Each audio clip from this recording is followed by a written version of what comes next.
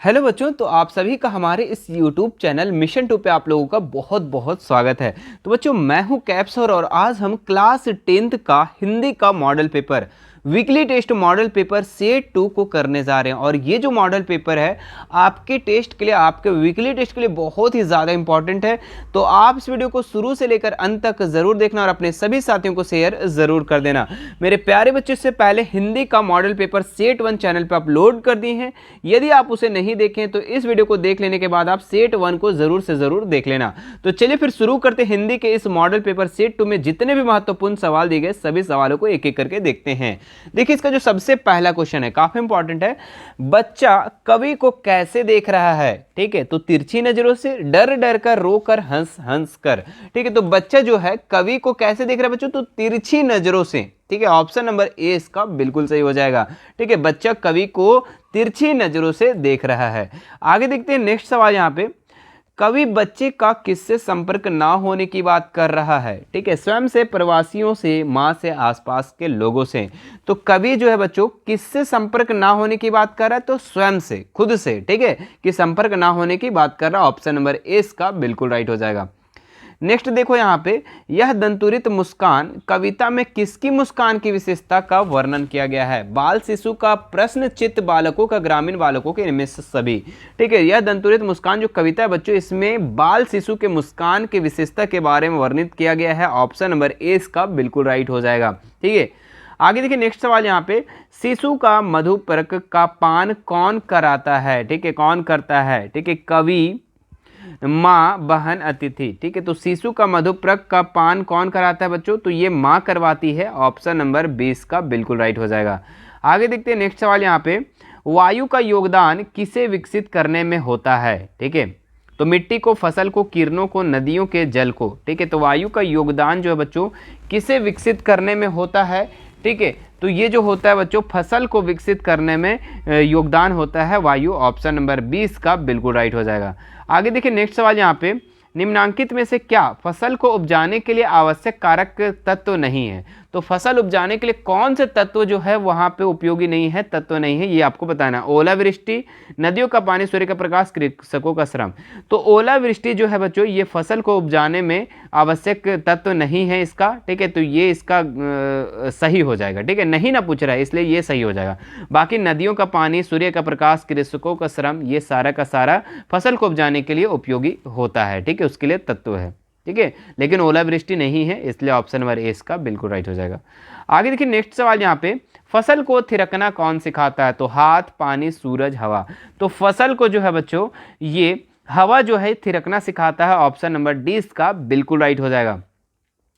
कृष्ण का अनेकार्थी शब्द नहीं है। ठीक है, उजला, काला, श्री कृष्ण 15 दिनों का पक्ष। ठीक है, तो अनेकार्थी नहीं बोल रहा है यहाँ पे, इसका पर्यायवाची नहीं है। तो उजाला जो है ना बच्चों ये आपका श्री कृष्ण का अनेकार्थी शब्द नहीं है। ऑप्शन नंबर ए इसका बिल्कुल राइट हो जाएगा। ठीक है, आगे देखिए नेक्स्ट सवाल। यहाँ पे योग का अनेकार्थी शब्द नहीं है। तो योग को अनेकार्थी कौन नहीं है? तो जोड़ है, चलो ये सही है। व्यायाम भी है, ध्यान भी है, लेकिन घटाव जो है ना बच्चों ये आपका इसका अनेकार्थी शब्द नहीं है। ऑप्शन नंबर डी इसका बिल्कुल राइट हो जाएगा।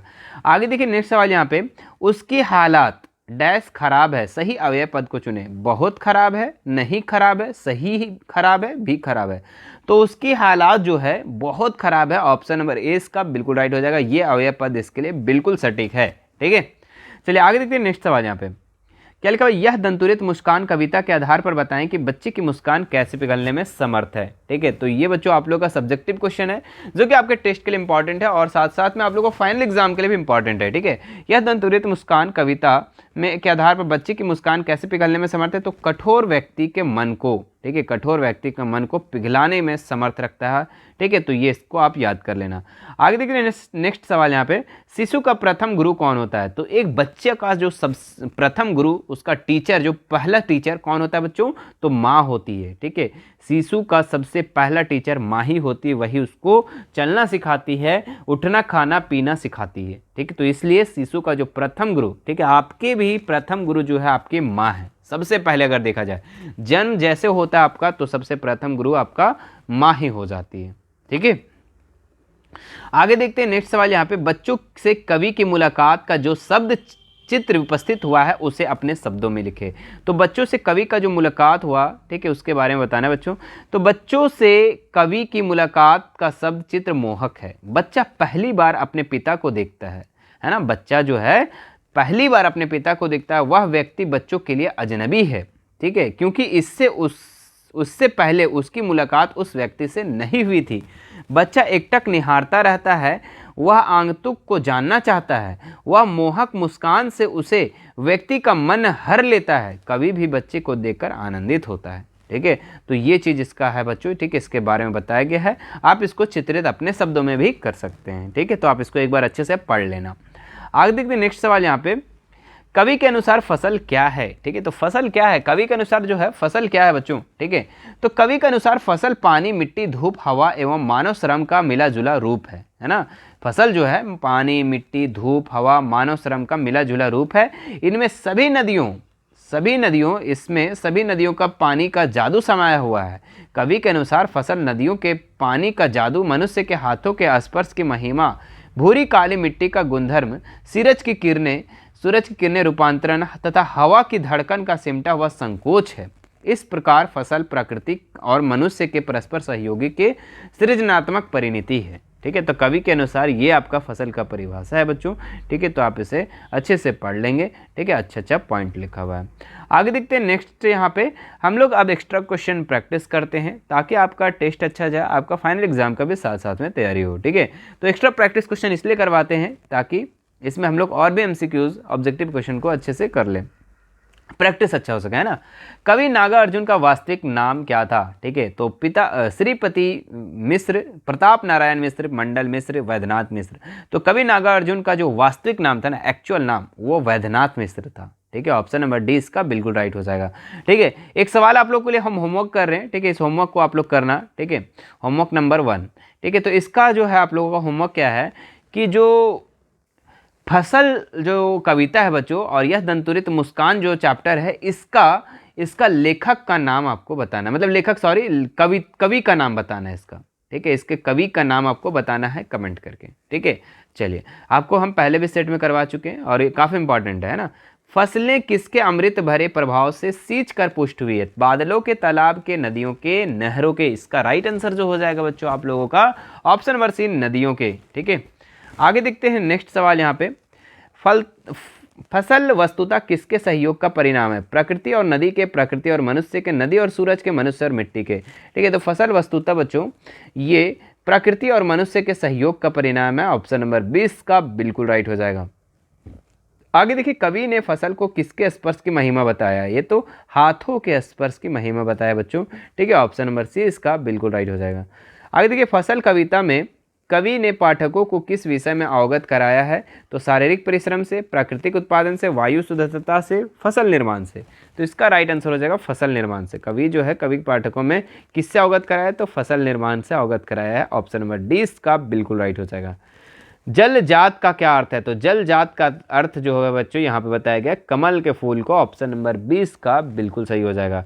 आगे देखिए नेक्स्ट सवाल यहाँ पे, कवि किसकी माँ को धन्य कह रहा है, तो कवि जो है बच्चों नव शिशु की माँ को धन्य कह रहा है, ठीक है। ऑप्शन नंबर ए इसका बिल्कुल राइट हो जाएगा, ठीक है। आगे देखिए नेक्स्ट यहाँ पे, कवि किसके थकने की बात कर रहे हैं, तो स्वयं के, पत्नी के, शिशु को थकने की बात कर रहा है कवि, ठीक है। ऑप्शन नंबर सी इसका बिल्कुल राइट हो जाएगा। नेक्स्ट देखो यहाँ पे, किसकी उंगलियां शिशु के मधुप्रक का पान करती रही, ठीक है। तो कवि की बच्चों की माँ की, तो बच्चों की माँ की इसका राइट आंसर हो जाएगा ऑप्शन नंबर बी, ठीक है।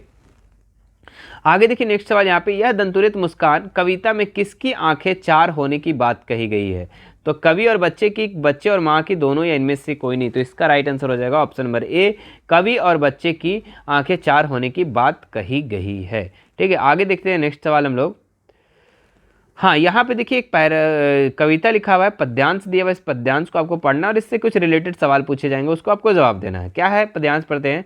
तुम मुझे पाए नहीं पहचान, देखते रहोगे अनिमेष, ठीक है। थक गए हो आंख लूं मैं फेर, क्या हुआ यदि हो सके परिचित ना पहली बार, यदि तुम्हारी माँ ना मध्यम बनी होती, आज मैं ना सकता देख, मैं ना पाता जान तुम्हारी दंतुरित मुस्कान, ठीक है। तो ये कवि कह रहे हैं किसको, बच्चे को कह रहे हैं, ठीक है, बता रहे हैं कि थक गए हो, आंख लूं मैं फेर, क्या हुआ यदि तुम परिचित ना पहली बार, यदि तुम्हारी माध्यम ना होती तो मैं आज तुम्हें नहीं देख पाता, इस तरीके से मुस्कुराते हुए। ठीक है, अब देखिए इससे कुछ सवाल है। कवि को अपलक कौन निहार रहा है? ठीक है, तो अबोध शिशु, शिशु जो बच्चों बच्चा जो है उसको निहार रहा है। ऑप्शन नंबर 3 इसका राइट हो जाएगा। नन्हे बच्चे का कवि से परिचय किसने कराया? तो शिशु की माँ ने, शिशु की माँ ने जो है नन्हे बच्चे का जो कवि से परिचय करवाया। ऑप्शन नंबर ए इसका राइट हो जाएगा। आगे देखो, बच्चे द्वारा कवि को ना पहचान पाने का क्या कारण था? तो बच्चा जो है कवि को नहीं पहचान रहा था। क्यों नहीं पहचान रहा था बच्चों? ठीक है, तो देखो यहाँ पे बच्चा कवि को पहली बार देख रहा था, बिल्कुल सही है। बच्चा कवि से पूर्णतः अपरिचित था, ये भी सही है। कवि प्रथम बार बच्चे से भेंट कर रहा था, ये भी सही है। यानी कि ऑप्शन नंबर डी इसका राइट हो जाएगा, इनमें से सभी। आगे देखो नेक्स्ट सवाल यहाँ पे, अनिमेष का क्या अर्थ है? ठीक है, तो अनिमेष का यहाँ पे कविता में बताया गया बच्चों, अनिमेष का अर्थ एकटक देखना, मतलब एकटके टक टक देखना रहना है ना, मतलब देख रहे हैं तो एक ही चीज़ को देख रहे हैं बार बार ना। जैसे नहीं देखते हम लोग बच्चे को देखते हैं तो एकदम अगर हम गए वहाँ पर, ठीक है, हम कुछ नया एक्टिविटी कर रहे हैं तो हमें ही देख रहा है वो एकटके, है ना, मतलब वो कहीं नहीं देख रहा है, बस हमको देख रहा है, तो वही एकटक देखना होता है। ठीक है, टकाटक देखना। ठीक है, तो ये था बच्चों आप लोगों का सेट 2। ठीक है, क्या था ये?